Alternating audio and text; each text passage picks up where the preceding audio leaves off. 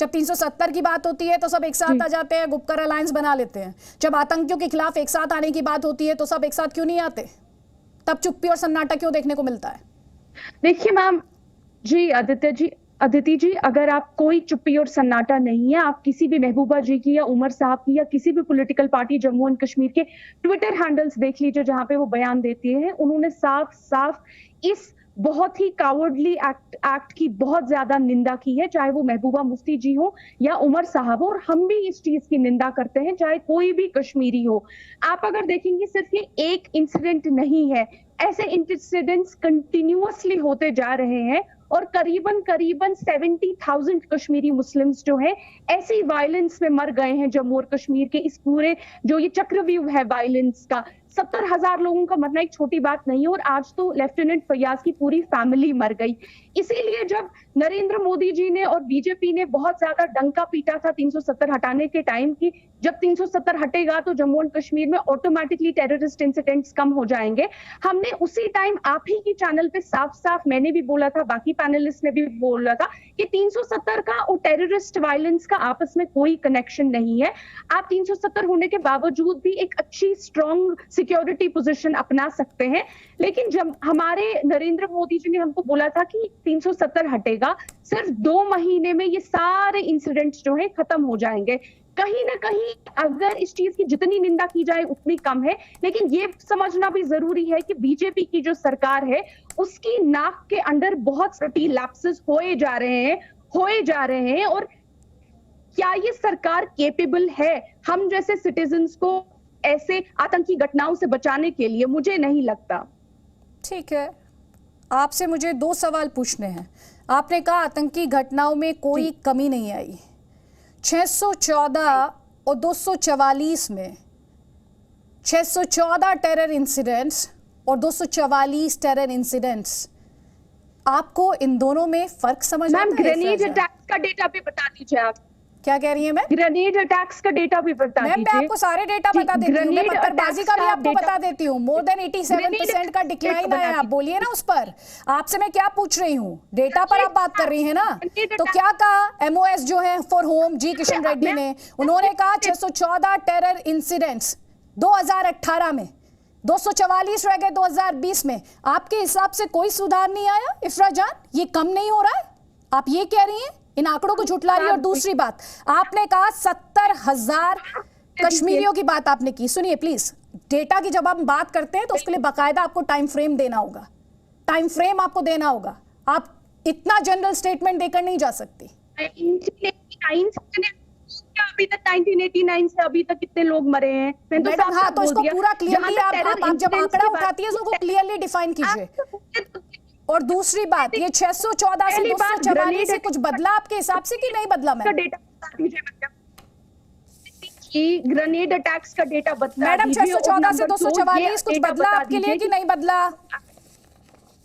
नहीं आता है वो। दूसरी बात, मुझे ये डेटा बता दीजिए कि कितने बच्चे हमारे थे जो पहले गन उठाते थे और मरने के लिए ऐसी से 244 आ गया, ये कम है आपकी नजर में या नहीं है? सिर्फ एक डेटा देख रही हैं आप, रिक्रूटमेंट का डेटा नहीं देख रही हैं आप। ज्यादा से ज्यादा बच्चे गन उठाए, 87% से ज्यादा स्टोन पेल्टिंग में कमी आई है। आईसिस के झंडे, पाकिस्तान के झंडे, सुरक्षा बलों पर पथराव, 87% से ज्यादा का डिप उसमें आया है। ये आपके हिसाब से सुधार हुआ है या नहीं हुआ? मैंने आपको अनइंटरप्टेड बोलने दिया था। जो मैं आपसे सवाल पूछ रही हूँ प्लीज उन पर बोलिए। पहली बात, आप सिविलियन डेथ्स का डेटा हमको नहीं बता रही हैं। आप ग्रेनेड अटैक्स में कितनी % इंक्रीज हुआ है, आप वो डेटा नहीं बता रही हैं। आपसे मैं पूछ रही हूँ सीधा सवाल, इसमें या तो हाँ है या तो ना है। मैं आपसे सीधा सा पूछ रही हूँ, आपकी नजर में 87% का डिप सुधार है या नहीं पत्थरबाजी में? उस पर आप नहीं बोल रही हैं। मैं आपसे सीधा सीधा पूछ रही हूँ, 614 टेरर इंसिडेंट्स इन 2018, 244 इन 2020, उस पर मैडम आप नहीं बोल रही हैं।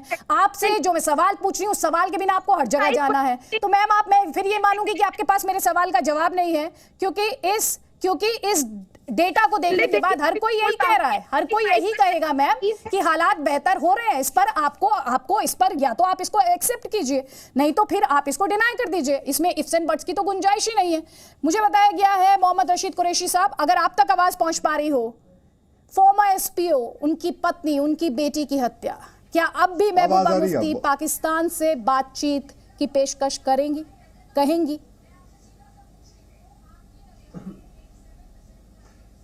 देखिए जी, जो वहाँ जो ये बेटी का कत्ल ये जहाँ ये कश्मीर में हुआ है कल परसों से, देखिए हम उसको कंडेम करते हैं, सीरियसली कंडेम करते हैं। देखिए महबूबा मुफ्ती जी ने, हमारी लीडर ने कभी नहीं कहा गन कल्चर को, कभी भी उन्होंने सपोर्ट नहीं की, ना ही ये पाकिस्तान को गन लाने के लिए सपोर्ट की।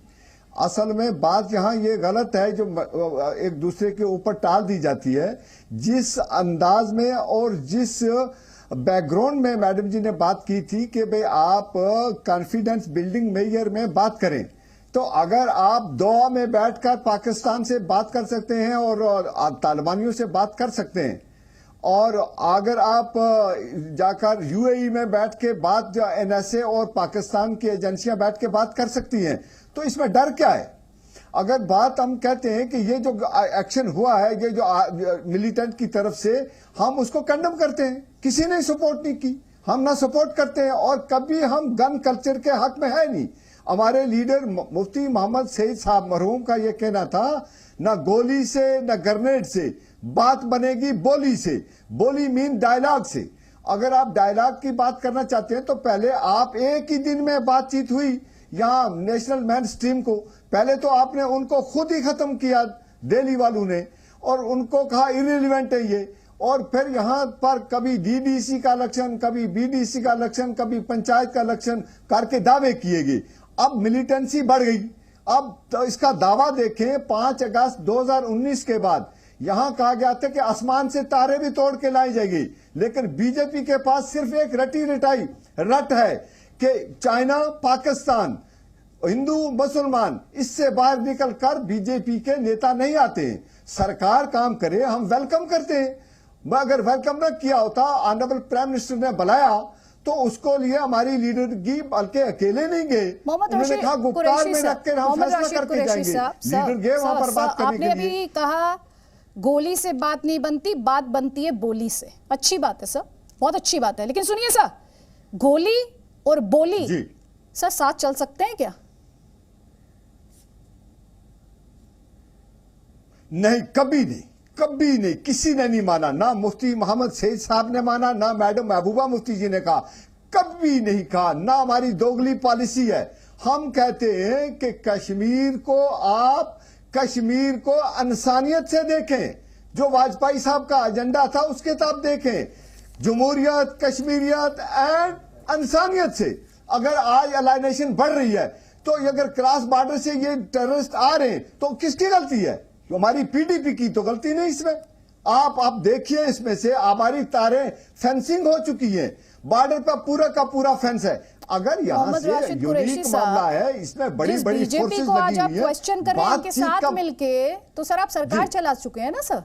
आज आप कह रहे हैं कि बस चाइना पाकिस्तान करते हैं, आज आप कह रहे हैं कि हिंदू मुस्लिम करते हैं। जब आपके साथ बैठ के ये सरकार चला रहे थे, तब तो आपको बीजेपी में ये खोट दिखाई नहीं दिया सर, तब ये सब नहीं आता महबूबा मुफ्ती जी को भी। तो सर सवाल तो पूछा जाएगा आपसे भी। और सर और जनाब सर सुन ले सर प्लीज सुन ले। बहुत अच्छा, बहुत टेरर इंसिडेंट्स की बात कर रही थी अभी इफ्रा जान, तो उन आंकड़ों को एक्सेप्ट नहीं कर पाए, उनसे ना उगलते बना ना निगलते बना। लेकिन आप ये बताएं, 614 टेरर इंसिडेंट्स 2018 में, 2020 में 244। आपके हिसाब से वायलेंस में कमी नहीं आई सर? आप मानते हैं वायलेंस में कमी आई है या आपके हिसाब से भी नहीं आई है? देखिए ये आंकड़ों के झगड़े में हम नहीं। देखिए, ये सरकार के पास है आंकड़े, लेकिन जो ग्राउंड की रियलिटी है मैडम जी, मैं आपको बताऊं, जो मेन स्ट्रीम लीडर है ना, उनको देखे, जब वो अपने इलाके में जाते हैं ना, गोली दोनों तरफ से लगी हुई है। आप ये बड़ा ही मुश्किल है इसमें ये कहना। हम ना गन कल्चर के सपोर्ट में हैं, ना गन कल्चर को लाना चाहते हैं, ना उस गन कल्चर के लिए है, लेकिन एक इशू है, उसको एड्रेस तो करना है मैडम जी। ये नहीं मैं कहता कि आप इसको 1 दिन में, 2 दिन में, 10 दिन में बैठ के करें। ये 47 से ये डिस्प्यूट है। अब देखिए ना, कितना सारा पार्ट हमारा पाकिस्तान के पास है, चाइना के पास है। अगर जम्मू और कश्मीर में आपने ये मान लिया, आज बीजेपी का कोई लीडर कह दे कि वो पाक ऑक्युपाइड कश्मीर पाकिस्तान की है, तो मैं कौन होता हूं ये बात कहने वाला, या दूसरा कौन कहने वाला? सर, आपने शायद होम मिनिस्टर का स्टेटमेंट नहीं सुना था सर। बैठ के बात करते हैं नहीं तो सर, होम मिनिस्टर साहब का स्टेटमेंट शायद आपने नहीं सुना था पार्लियामेंट में। होम मिनिस्टर साहब का स्टेटमेंट आपने नहीं सुना। आप कह रहे हैं कि बीजेपी मान लेती हो कि पाकिस्तान का ऐसा। देखिए कैसे मान ले सर हिंदुस्तान का ऐसा? तो फिर आप अगर ये बात मैं कब कह रहा हूं कि पाकिस्तान का हिस्सा? पाकिस्तान ऑक्युपाइड का है, हम कहते हैं ऑक्युपेशन में है उसके। हम कब कहते हैं कि वो पाकिस्तान का हिस्सा है? आप पाकिस्तान को देखिए, होम मिनिस्टर साहब ने जब पार्लियामेंट में कहा था तो रीऑर्गेनाइजेशन एक्ट में, देखिए ये कानून की बातें हैं, कानून में ही रहने दें। जो हमारा जो कॉन्स्टिट्यूशन ऑफ इंडिया है ना, उसका आर्टिकल 3 में लिखा हुआ है सारा कुछ। ये यूनियन ऑफ भारत है, ये यूनियन ऑफ स्टेट्स भारत है। अब ये मैं नहीं कहना चाहता कि जम्मू और कश्मीर उसका हिस्सा नहीं। क्यों नहीं हिस्सा? जम्मू और कश्मीर इंडिया का हिस्सा है।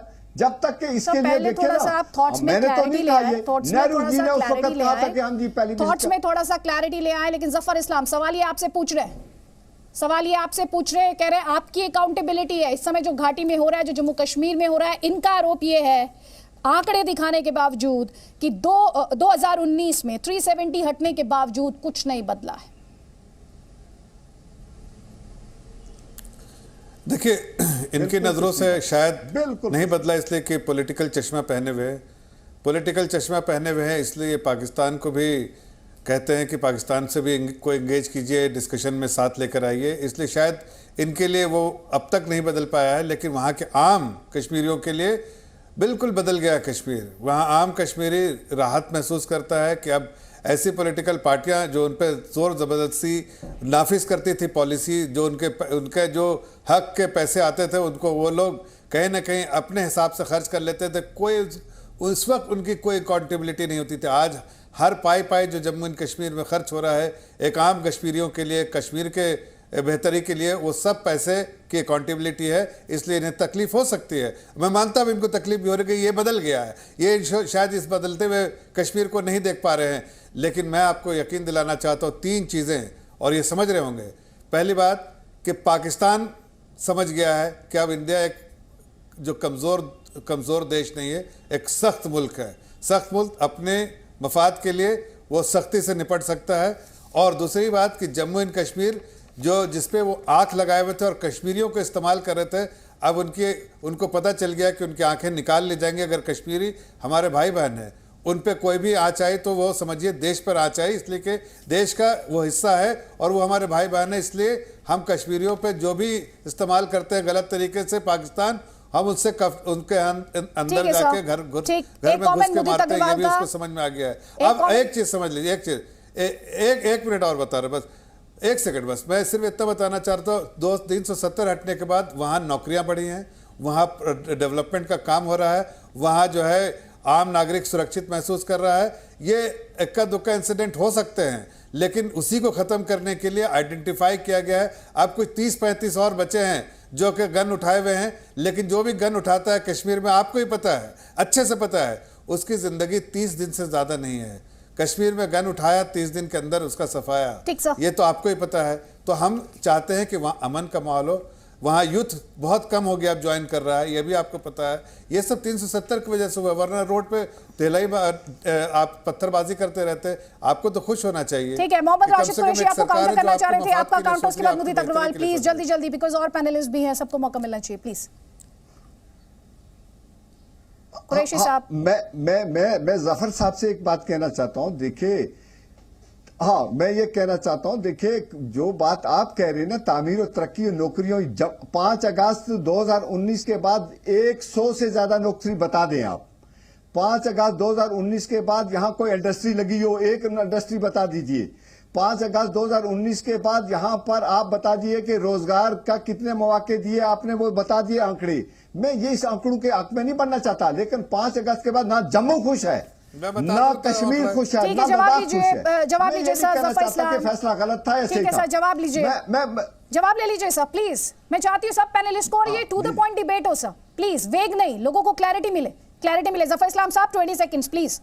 जी देखिए आप जी देखिए, हमने बड़े बड़े दिखा दीजिए प्रोजेक्ट मुझे। जो है कोई आंकड़ा दे। वहां पर नाफिज किए हैं, जिसको बड़े बड़े प्रोजेक्ट, चाहे रेलवे वो प्रोजेक्ट नाम है, दे चाहे दीजिए। पावर प्रोजेक्ट जफर साहब नाम, आपको ये जफर मालूम है साहब कि हमारे आप पावर नाम, पर नो नहीं, आप वो पहले हाँ, अब नाम दे देता हूं आपको नाम वो दे 2019 से आपको पहले देखिए, चल रही जो हाईएस्ट रेलवे ब्रिज जो है, नहीं, ओवर चेनाब रीजन नदी के ऊपर जो ब्रिज बन रहा है, जो देश को सबसे ऊपर, दुनिया के सबसे ऊपर पे, और उसको जो देश के अलग अलग जगह से कनेक्ट करा रहा है, वो कौन कर रहा है? यही सरकार कर रही है।